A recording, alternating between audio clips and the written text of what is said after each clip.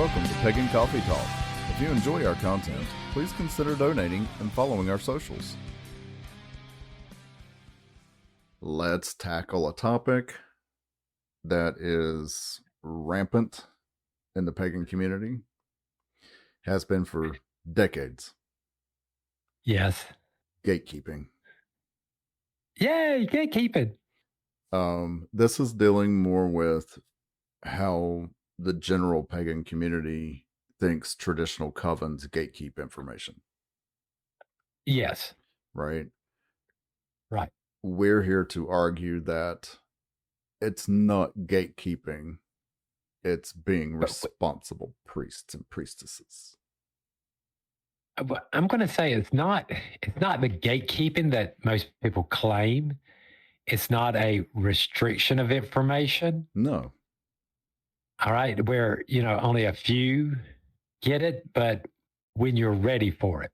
Mm-hmm. All right. Now, here's what kills me about the gatekeeping. You can tell me if I'm wrong here. Mm-hmm. The majority of times when I hear the pagan community talk about covens and traditionalist gatekeeping stuff, they're normally referring to magic Mm-hmm. than anything else. Which I have to ask. How can you gatekeep that when there's tons and tons and tons of books and papers, information about magic on this subject? How can you gatekeep that? There is nothing to gatekeep there. No. It's all public. No, it's all public information. It's all public. So let's be honest. What are we really gatekeeping? Well, we're not really gatekeeping. We are withholding information to a point. To a point, yes. But what most people don't realize, and correct me if I'm wrong, but what we are actually doing is we're creating boundaries to protect not only our tradition, but we're protecting those in our coven as well. Yes. Well, again, what we're doing is we are trying to train people to be priests and priestesses of the religion. Right. Once you have that authority as a priestess, first degrees are priest and priestesses automatically. Yes. Okay. So again, as soon as you become a priest or a priestess, you gain authority. People will listen to you. Yes. All right. I hate to be this way. I have been in rooms where somebody speaks up going, well, I'm a first degree from this coven, and the room goes quiet. It sounds like the E.F. Hutton commercials we used to grow up with. Yep. And don't even get me started what that sounds like when it's a third degree, like a Lady Maya or a Lady Santana suddenly starts to speak in a room, how fast the room starts going quiet. Oh, absolutely. But you can't have all that authority like that without a lot of responsibility placed on top of it. Right. And here's what it kills me is really what we're gatekeeping is our religious mysteries. Mm-hmm. Where if we told you what they were, they would be absolutely useless to you unless you're following our specific tradition. Right. I don't know what everybody's problem is with, hey, they have a religion that is a mystery religion and you have to go through their studies to learn those. Right. How is this withholding information from anyone else? It's not. It's specific to us. So why would a Gardnerian give a crap what in the world we believe? We're not Gardnerian. No. No. Here's what I'd like to see from the opposition on this is, can you define what are we gatekeeping? What is it that you are so mad that you think we're actually doing here? Because we're not. I sort of... Go ahead. We're not. No, I was going to say, I sort of like the idea that you got a first degree there studying to be their second. Okay, they're going to fall. They're going to mess up. They're going to cause issues because they're learning. To me, you're in a safe environment here. We know you're learning, and as your high priest or priestess, we're going to sort of stop you from you putting your foot in your mouth before you get there. Right. Hopefully. Hopefully. If not, right? Well, guess what? You learn the hard way. You learn the hard way. But at least you're learning in an environment where everybody there is going, oh, okay, we know what's going on here, and it's okay. Just let them do what they got to do, and we're not going to hold it against them because you know what? That was me about 2 years ago. Right. I mean, it's something that, you know, most of your leaders have been through, and people before you, people after you, they're all going to go through it. Well, see, now you can tell me if I'm wrong here. I think the problem is when people come in the temple now, all right, or meet up with us, they don't see the goofy knight that ran around as a first degree looking like, you know, Obi-Wan Kenobi. No. And in case you don't know, yes, he looked like a character out of Star Wars. That was my ritual garb. Right. He refused to wear a robe. Instead, he wanted pants and a tunic, and he looked like Obi-Wan Kenobi from Star Wars. Don't get me wrong. Lord Man gave me hell for years like that. Yes, he did. But he let you do it. He let me do it. Why? Because I was a first degree. First degrees can get away with crap like that sometimes. Sometimes, yes. You know, but hey, when I became second, he looked at me, he was like, okay, now you're going to get you a black robe with a hood on it now. Nope. But I mean, we're sitting here laughing, but this is what we're talking about. All right. This is what we're gatekeeping. How does this help anybody else? Well, you got to kind of look at it. You got to kind of look at it as, all right, lineage in the craft. In paganism, lineage is a craft in and of itself, right? Right. So someone comes in, you're not just going to hand them all of the tools, all of the information at one time when they're not ready for it. No. I mean, you mentioned that earlier. If you don't show that you're ready, if you don't show that you have the discipline or the respect, right, for this line of craft, then no, we're not going to hand you that information. But no, we're not going to hand you that authority. Right. If you can't handle the responsibility of it, we're not going to hand you the authority of it. Right. But that's what I'm saying. We're not going to give you the information to get to that point, and we're definitely not going to get you to that point overnight because you're not ready. You're not ready. It happens. That's our gatekeeping. And that's not really gatekeeping. It's like any other line of study. You progress through the knowledge. Well, you don't want to go to an untrained doctor. No. You don't want to go to an untrained therapist. You don't want... No. Why would you go to an untrained priest or priestess with spiritual problems?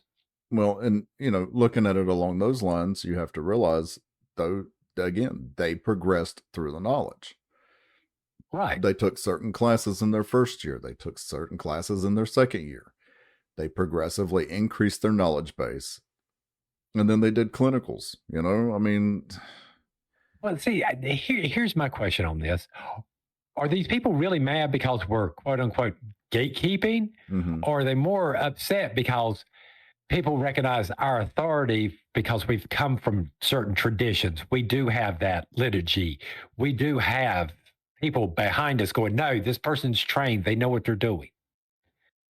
Why would they be upset about that? Because we have that and they don't. Well, I'm sorry. I'm a solitaire who's sitting there going, oh, no. He actually knows what he's doing. He actually knows what he's talking about. He's been trained. I was there at his initiation. You don't have that with solitaires. Well, no. I'm sorry. With traditionalists, you do. How can you be mad at us for that? I mean, that's just the culture we live in. I mean,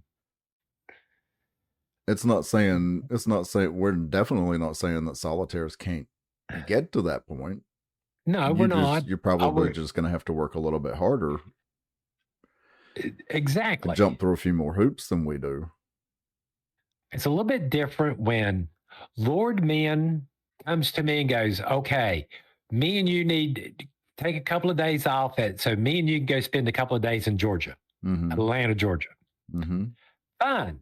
What are we going to go do? Well, we're going to go meet Lady Maya. And then go spend a few days with my elder and this high priestess, and us all have lunch and maybe a dinner and have a conversation with one another.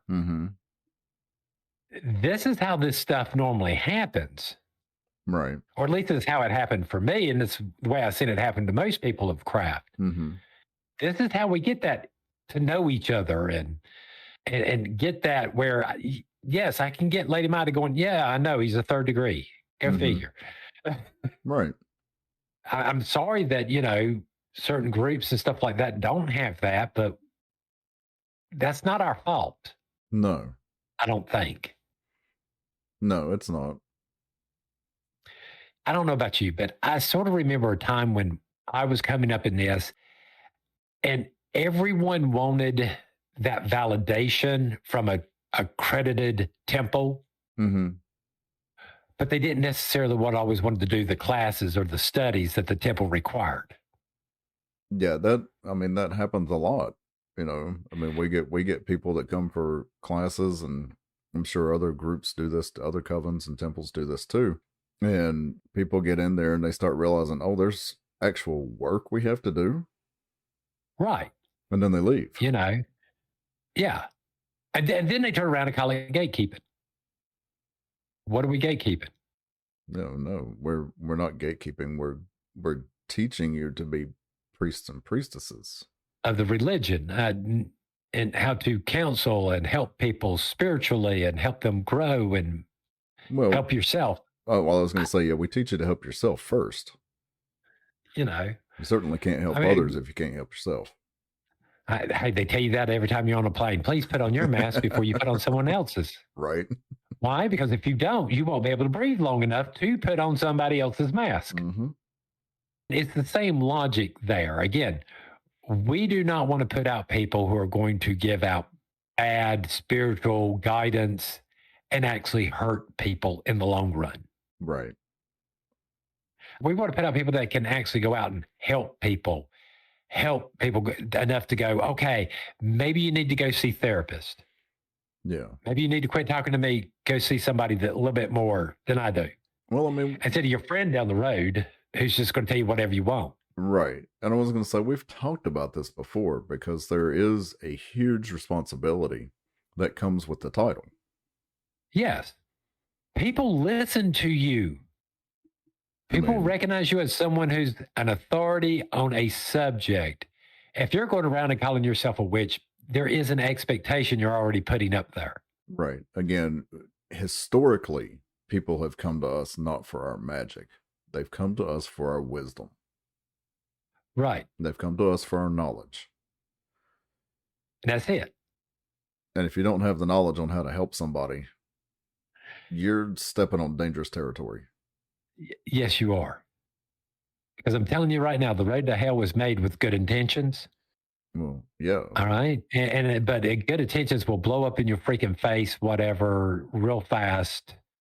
Because you're trying to be nice. You're trying to be accommodating. And right. That isn't always what people need. Sometimes people need to understand that stuff happens. Yep. They kind of need that harsh reality sometimes. No, not being mean about it or anything, but sometimes, you need that reality that says, look, actually, you need therapy. Or, actually, this is just shit that happens. So I'm gonna sit back and I'm gonna answer this question before we're done with all of this. All right. If we're not gatekeeping magic, and what we are gatekeeping is the mysteries of our religion, which again, our tradition, and if that has no bearing on anything else but our tradition, what do y'all keep on claiming we're gatekeeping? Because I'm like you. What magic is out there that's not public? Hey, for crying out loud, we don't teach magic. I do not teach you magic spells when you come to class. Nope. Again, we teach magic theory, and that's it. Right. That's it. So it's that simple. It's that simple. So because all I have to say is, what are we gatekeep? What is it that y'all think we are gatekeeping? What secrets do you actually think we have here? I mean, just when it comes down to it, what we are, quote unquote, gatekeeping is not gatekeeping at all. No. I don't know how many more times we have to say that. Well, no, I'm actually answering the question because I would like some feedback from people. What is it that y'all actually think we're really gatekeeping? What do you think we're hiding from y'all that is so earth shattering? Are you with me? Mm-hmm. Because they all act the same way. Like we are hiding some big secret, and I'm like, it's really not that big of a secret. What are y'all talking about? So I'd like to know, what do y'all actually think we're actually gatekeeping out there? I mean, in the meantime, in the meantime, you ready for some coffee? Yeah. Thanks for listening. Join us next week for another episode. Pagan Coffee Talk is brought to you by Life Temple and Seminary. Please visit us at lifetempleseminary.org for more information, as well as links to our social media: Facebook, Discord, Twitter, YouTube, and Reddit. We travel down this trodden path, a maze of stone and mire. Just hold my hand as we pass by a sea of blazing pyres. And so it is the end of our days, so walk with me till morning breaks. And so it is the end of our days, so walk with me till morning.